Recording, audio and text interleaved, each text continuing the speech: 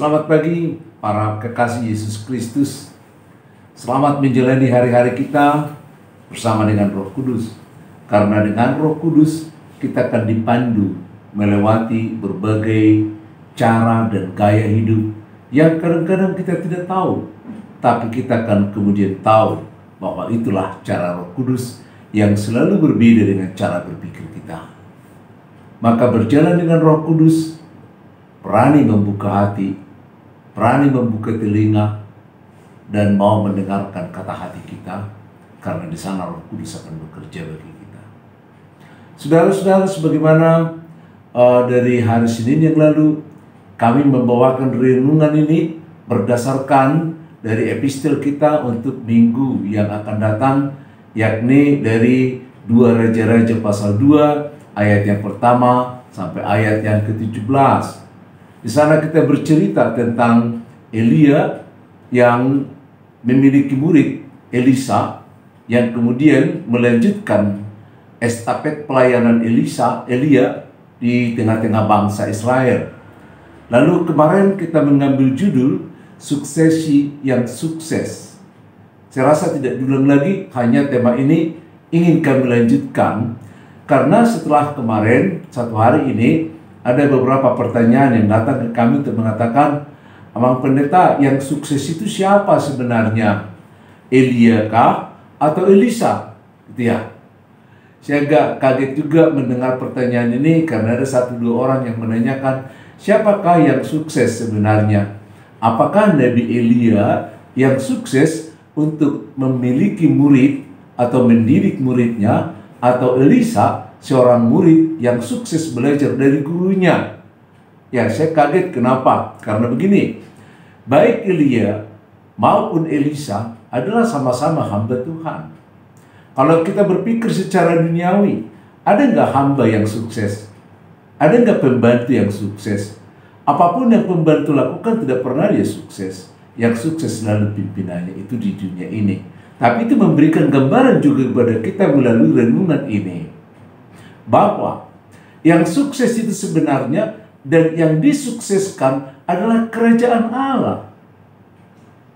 Allah dan kerajaan Allah, Allah yang tidak pernah gagal itu, dengan kerajaan yang didukung oleh orang-orang yang setia, menjadi semakin sukses. Lihat perkembangannya.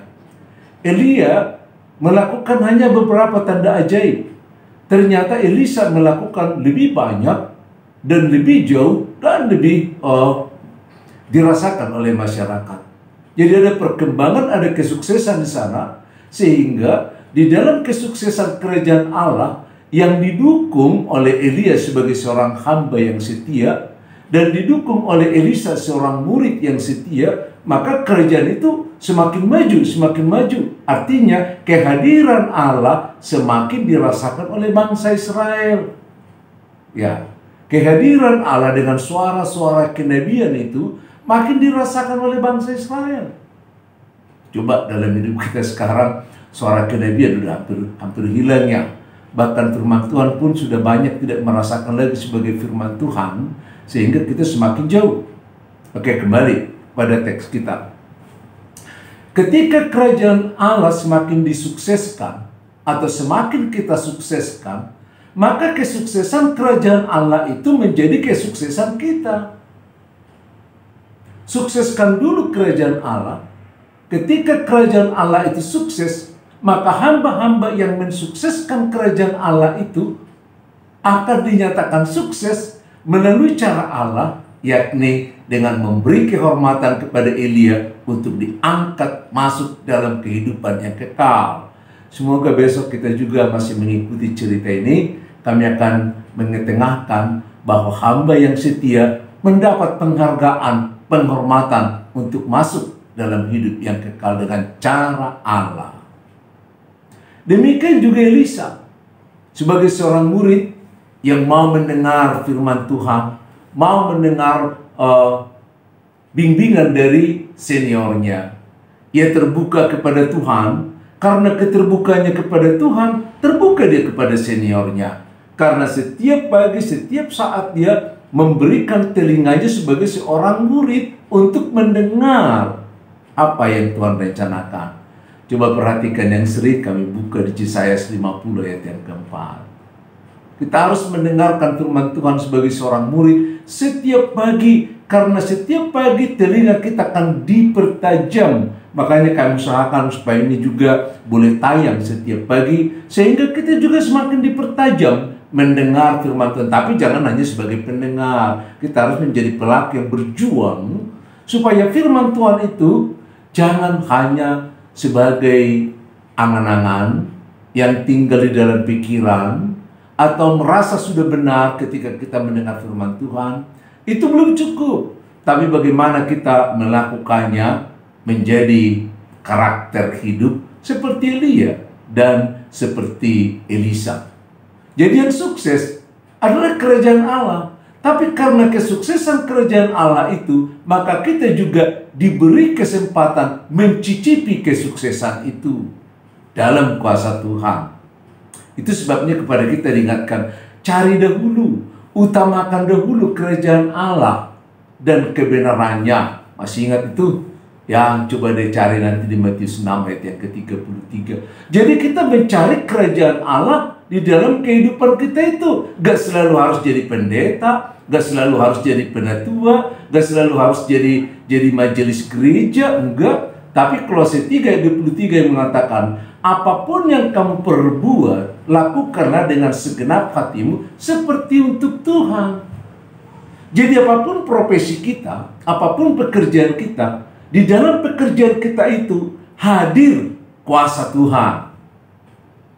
Karena kita menjadi anak-anak yang kreatif, maka kita akan menjadi anak-anak yang rajin. Kita menjadi anak-anak yang setia. Kita juga menjadi orang yang jujur karena Tuhan. Dimanapun Anda melakukan pekerjaanmu. Nah, ketika kita melakukan itu untuk Tuhan, maka Tuhan akan memberikan berkat kepada kita di luar dari apa yang kita pernah pikirkan. Oleh karena itu, mari kita bekerja dengan sekuat tenaga kita untuk Tuhan, untuk kemuliaannya. Kepada kita diberikan kesempatan, kita dipanggil menjadi anak-anak Tuhan. Kita dipersiapkan melalui gereja, melalui persekutuannya, supaya kita semakin mengerti, semakin mengenal panggilan kita sebagai anak-anak Tuhan. Merupakan panggilan yang harus diutus. Itulah gereja itu, eklesia. Bangsa yang dipanggil untuk diutus. Sama dengan Elia yang dipanggil untuk diutus. Sama dengan Elisa yang dipanggil untuk diutus. Jadi kita juga harus bekerja semuanya untuk Tuhan. Tapi tidak selalu harus melalui tahbisan formal. Pelayan non-tahbisan justru banyak mengambil kesempatan dalam berbagai situasi yang kita lihat. Yakinkan dirimu sebagai anak Tuhan melakukan yang terbaik, yang mendukung kerajaan Allah, seperti dalam Dua Bapa Kami. Masih ingat? Dua Bapa Kami dikatakan kira-kira begini, Bapa kami yang di surga, dikuduskanlah namamu, datanglah kerajaanmu, jadilah kehendakmu di bumi seperti di surga, melalui kita, melalui aku, melaluimu. Bisa kita pahami? Sehingga ketika kita mendahulukan, ketika kita mendoakan, kita berupaya agar kerajaan Allah jadi di bumi, seperti Elia yang dengan segala kemampuannya, bahkan dengan semua risiko, dengan Elisa juga, bukan hanya dengan semua kemampuannya, tapi dengan risiko yang mereka hadapi. Sehingga nama Tuhan semakin dimuliakan, kehadiran Tuhan melalui berbagai peristiwa semakin nyata, bangsa Israel semakin nyaman karena mereka bersama dengan Tuhan, maka hamba-hambanya akan mendapat peristirahatan. Ketika domba-domba sudah kembali ke kandang, maka para gembala akan beristirahat atas seizin tuannya. Shalom.